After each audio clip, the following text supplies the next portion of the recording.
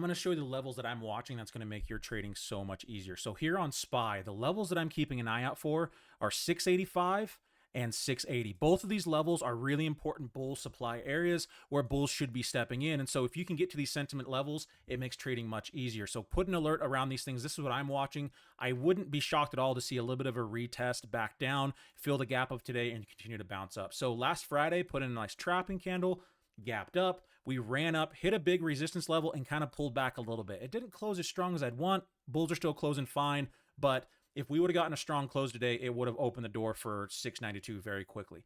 I still believe the bulls are going to try to push to the 692 level. That's my bull level to keep an eye out for up there. Put an alert up there. Again, that's my second spot where it makes trading pretty easy. If we can start identifying some of these levels, it makes it so much easier because you should be able to see, hey, look, bulls should be here, bulls should be here, and then it makes it much easier to be able to figure out what they're doing, etc. So that's what I'm looking at here on SPY. As long as 680 can hold, I'm still looking bullish. If we start getting below 680 on a daily time frame on SPY, we're opening the door for 670 to even 650 here pretty easily. So leave a comment down below. What levels are you looking at here on SPY, and how are you planning on trading it? Now let's dive over here to the Qs. So the Qs are pretty interesting. We put in an inside candle here on the Qs, which means pressure is building.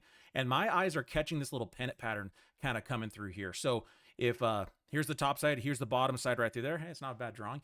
So it's probably going to keep ping-ponging in between here. If we do break bullish across this, it should slingshot us to 635 to 640 pretty easily, maybe even higher. If this starts to break down, meaning we start getting a daily close below 612, I would say 600 is going to be the first stop. If it closes weak beyond 600, a little bit of a retest if we get one, and this thing's falling apart. So I'm going to keep an eye out for that. Bulls really, in my opinion, have to hold 610 on the Qs.